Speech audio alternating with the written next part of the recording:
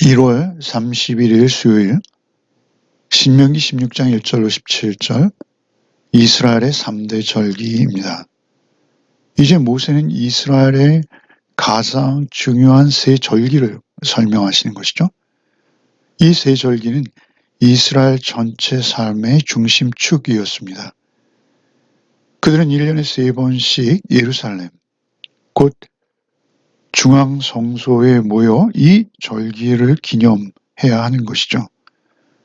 그들이 영적으로 나태해지지 아니하고 늘 여호와 하나님을 경외하는 삶을 살아갈 수 있게 하는 하나의 장치인 것입니다. 먼저 6월절에 대해서 1절로 8절을 읽겠습니다. 아비벌을 지켜 내 하나님 여호와께 6월절을 행하라. 이는 아비벌에 내 하나님 여호와께서 밤에 너를 애굽에서 인도하여 내셨습니다. 여호와께서 자기 이름을 두시려고 택하신 곳에서 소와 양으로 내 하나님 여호와께 6월절 제사를 드리되 유교병을 그것과 함께 먹지 말고 이래 동안은 무교병, 즉 고난의 떡을 그것과 함께 먹으라. 이는 내가 애굽 땅에서 급히 나왔음이니 이같이 행하여 내 평생에 항상 내가 애굽 땅에서 나온 날을 기억할 것이니라. 그 이래 동안에는 내 모든 지경 가운데에 누룩이 보이지 않게 할 것이요. 또 내가 첫날 해질 때 제사드린 고기를 밤을 지내 아침까지 두지 말 것이며 6월절 제사를 내 하나님 여호와께서 내게 주신 각 성에서 드리지 말고 오직 내 하나님 여호와께서 자기 이름을 두시려고 택하신 곳에서 내가 애굽에서 나오던 시각 곧 초저녁 해질 때 6월절 제물을 드리고 내 하나님 여호와께서 택하신 곳에서 그 고기를 구워 먹고 아침에 내 장막으로 돌아갈 것이니라. 너는 엿새 동안은 무교병을 먹고 일곱째 날에 내 하나님 여호와 앞에 성회로 모이고 일하지 말지니라. 특별히 1절에 아비벌에 내 하나님께 6월절을 행하라 라고 하죠. 이것은 이스라엘에게 있어서 종교력으로 1월입니다. 1월. 아비벌은 첫 해의 첫째 달인 것이죠. 이것은 6월절의 의미를 설명해 주기 있는 것입니다. 6월절은 곧 이스라엘의 탄생을 가능케 했던 절기라는 것이죠. 이스라엘 존재의 시작을 알리는 그런 절기인 것입니다. 히브리의 민간력으로는 7월이지만 종교력으로는 1월인 것이죠. 태양력으로는 3월에 4월경인데요. 바벨론식 이름으로는 니산월입니다. 그 아비벌의 6월절을 행하라. 그날은 2절에 소와 양으로 제사를 드린다. 3절에 그 유교병을 먹지 말고 반드시 무교병 즉 고난의 떡, 무교병, 누룩을 넣지 않은 떡, 그것을 고난의 떡이라고 하는 것이죠. 그들이 급히 나오느라고 내가 애굽에서 급히 나왔음이니 그들이 누룩을 넣어서 빵을 부풀리게 할 수 있는 여유가 없었어요. 그렇게 하면 또 빵이 금방 상하거든요. 그래서 누룩을 넣지 않은 떡을 가지고 그들이 나왔다라는 것이죠. 애굽에서 급히 나왔으니 이같이 행하여 내 평생에 항상 내가 애굽 땅에서 나온 날을 기억할 것이니라. 애굽 땅에서 나온 날, 그것은 내 평생에 항상, 이것이 중요한 것이죠. 내 평생에 항상 기억하라라는 것입니다. 애굽 땅, 그 종되었던 땅, 죄와 사망에 붙들려 있던, 자신의 욕망에 붙들려 있던 그 애굽의 삶, 애굽 땅에서 나온 날을 기억하고 내 평생에 항상 잊지 말라는 것입니다. 이 절기가 중요한데 그 절기가 중요한 이유는 그들이 애굽에서 나온 그날을 평생 항상 기억하기 위해서 중요한 것입니다. 특별히 4절에 누룩이 보이지도 않게 하라는 것이죠. 6절에 오직 내 하나님 여호와께서 자기의 이름을 두시려고 택하신 곳에서 그 절기를 지내야 된다라는 것입니다. 그리고 엿새 동안 지내고 무교봉을 먹고 일곱째 날에는 성회로 모이라 이렇게 말씀하시는 것이죠. 이 6월절의 의미는 우리가 너무나 잘 알고 있죠. 예수께서 말씀하시기를 나는 6월절 어린 양이다 이렇게 말씀하시지 않습니까? 내 살과 내 피를 먹고 마시라고도 하십니다. 그들이 양의 고기를 먹으며 양의 피를 바르고 출애굽의 일원으로 이스라엘이 하나로 연합되었다라는 것이죠. 거기에 비해 우리는 예수 그리스도를 구원의 주로 시인하고 그 예수 그리스도의 십자가 피 흘리심 그 어린 양 되심으로 인해서 내가 구원받았음을 믿음으로 고백할 때, 즉 예수께서 우리의 대속주가 되셨음을 믿음으로 참여할 때 어느 누구라도 차별 없이 하나님의 백성으로 거듭나서 하늘의 자녀로 참여하게 되는 것이죠. 이것은 우리 구원의 시작을 알리는 것입니다. 6월절의 의미는 무엇입니까? 우리가 이제 구원받아서 하나님의 백성이 되었습니다. 구원 얻었습니다. 그래서 이제는 구별된 거룩의 성도의 삶을 살겠습니다. 출발하는 것이죠. 존재가 시작되는 것입니다. 막 탄생한 것입니다. 바울사도께서는 고린도전서 5장 7절에 너희는 누룩 없는 자인데 새 덩어리가 되기 위하여 묵은 누룩을 내버리라 우리의 6월절 양 곧 그리스도께서 희생되셨느니라. 이렇게 말씀하시죠. 그들이 6월절 양을 먹고 그 피를 문설주에 바르고 그리고 그들이 구원을 얻어서 누룩 없는 떡을 싸들고 나온 그것을 예수께서는 또 바울사도께서는 이렇게 말씀하시는 것이죠. 우리 역시 그리스도인으로 살기 위해서 우리가 항상 기억할 것, 내 평생에 기억할 것. 3절에 이같이 행하여 내 평생에 항상 내가 애굽 땅에서 나온 날을 기억할 것이냐.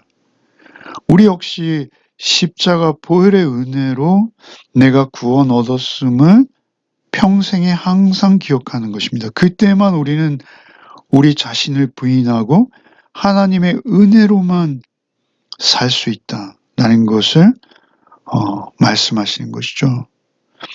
사실 우리에게는 날마다 6월절입니다. 우리가 예수의 은혜로 그 피의 은혜, 어린 양의 피의 은혜로 구원받았음을 항상 잊지 않는 존재, 그것이 우리 존재의 출발인 것이죠. 그리고 이제 두 번째 절기인 오순절을 설명하시죠. 9절부터 읽겠습니다.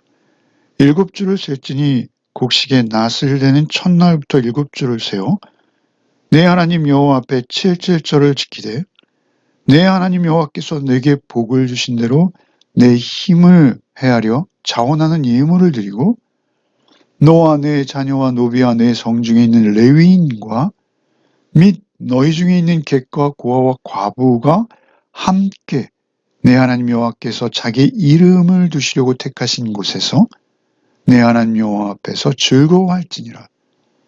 너는 애굽에서 종되었던 것을 기억하고 이 규례를 지켜 행할지니라.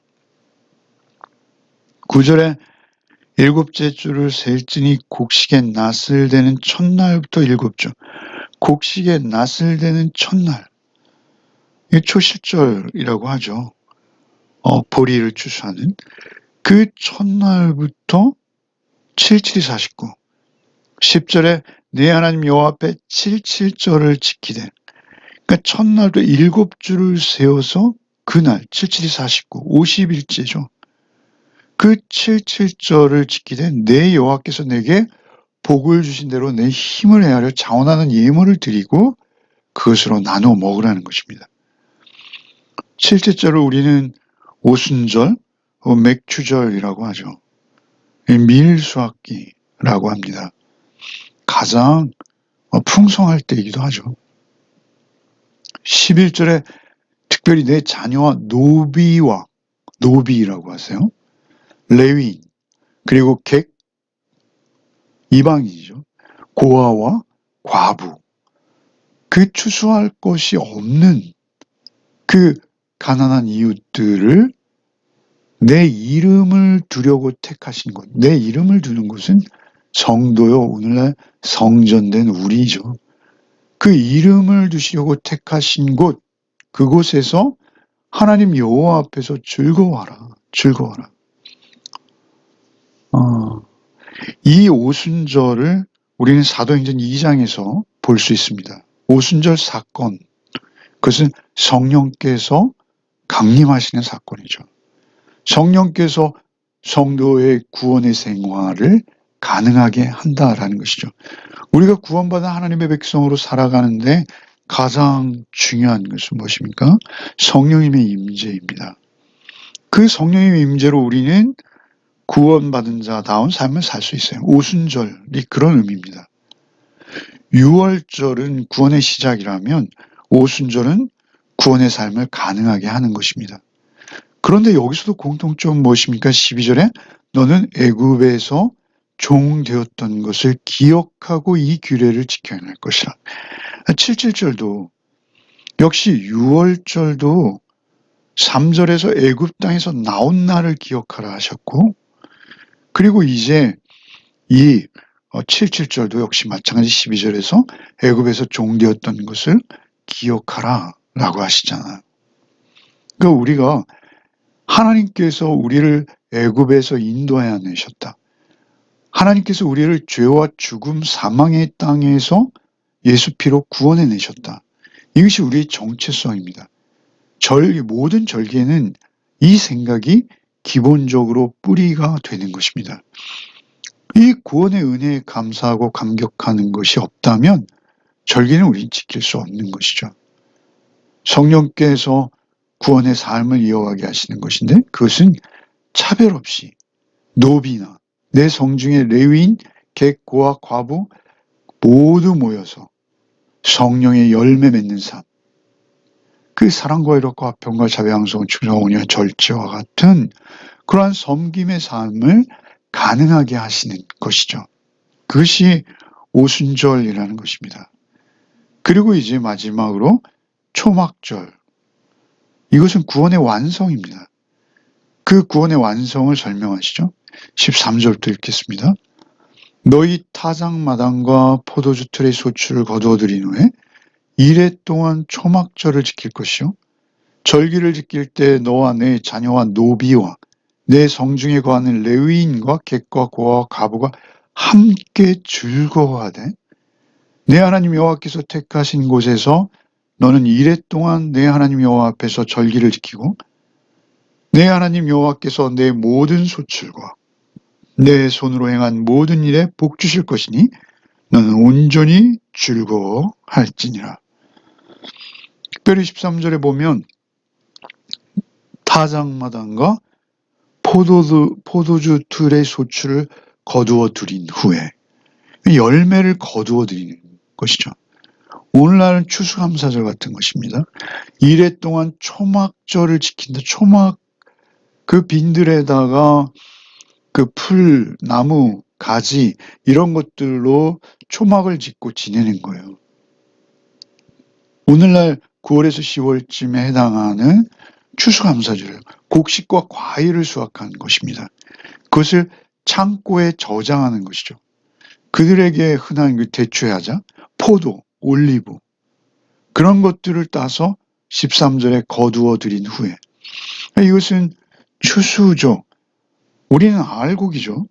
예수께서 마태복음 13장에 곡식은 내 곡간에 거두어 들이라 이렇게 말씀하시잖아요. 사실 빈들에서 초막을 짓고 지내는 것은 그들에게 조금 어려운 절기일 수 있어요. 그러나 광야에서 지켰던 것과는 비교할 수 없이 감사와 기쁨으로 지낼 수 있는 것이죠. 오히려 풍성한 열매들, 포도즙 틀에서 포도를 따고 말이죠. 가장 풍성하고 부유하다라고 느끼는 그때 오히려 초막을 짓고 그 시간을 보내는 것입니다. 광야의 삶을 회상합니다. 그리고 그 회상하는 목적은 무엇입니까? 결국 영원한 안식으로 우리를 하나님의 곳간에 거두어 드릴 그날을 기대하는 것입니다. 영원한 안식으로 초대하시는 하나님을 기억하는 그런 절기인 것이죠. 특별히 예수 그리스도의 재림과 심판을 예표하는 것이죠. 계시록에 보면 예수께서 포도주 틀을 밟는 것으로 예수님의 심판이 묘사되어 있죠. 우리를 그렇게 추수하시는 거죠. 수확합니다.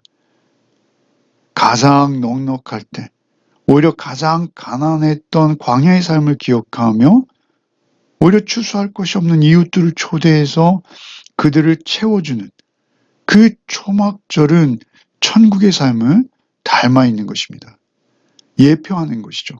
아직 그들은 가나안입니다. 그래서 구원의 완성은 이루어지지 않았어요. 그럼에도 불구하고 그들은 그 구원의 완성을 바라보며 이 절기를 지내는 것이죠. 다시 말씀드린다면 6월절은 구원의 시작이요.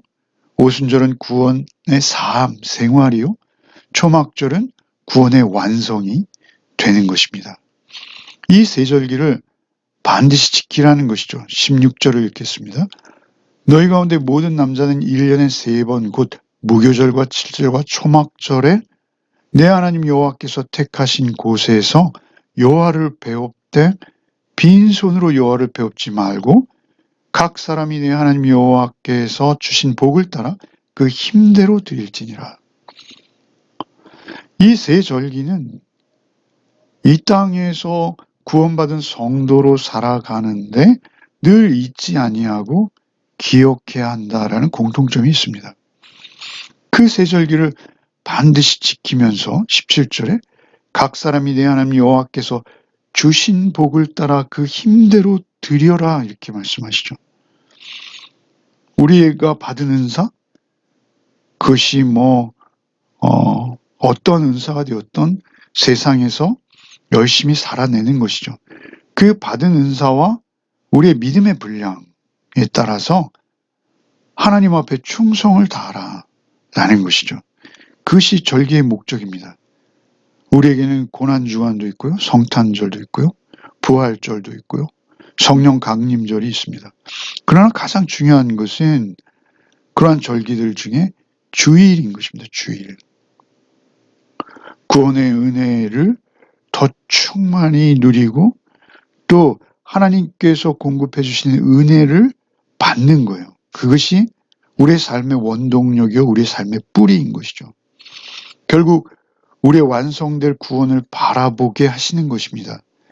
그 주의를 우리는 성실히 지키고 또 감당하면서 주신 복을 따라 힘대로 하나님을 섬기는 것이죠. 그것이 우리의 삶의 가장 큰 행복이요. 또 보람이요. 가치인 것입니다.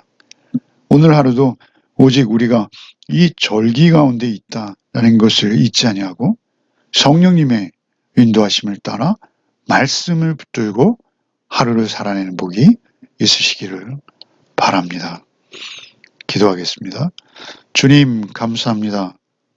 오늘도 우리를 받은 은혜에 따라서 우리의 받은 은사와 믿음의 분량을 따라서 하나님 앞에 충성된 삶을 살게 하심에 감사드립니다. 오직 성령님 우리와 함께하여 주셔서 우리가 은혜 받은 자답게 오늘 하루도 살아내게 하여 주시옵소서. 우리의 인생, 우리의 삶 전체가 절기요, 삶 전체가 감사요 찬양인 것을 잊지 않는 오늘 하루의 삶이 되게 하여 주옵소서. 모든 말씀 예수 그리스도의 이름 받들어 간절히 기도합니다. 아멘.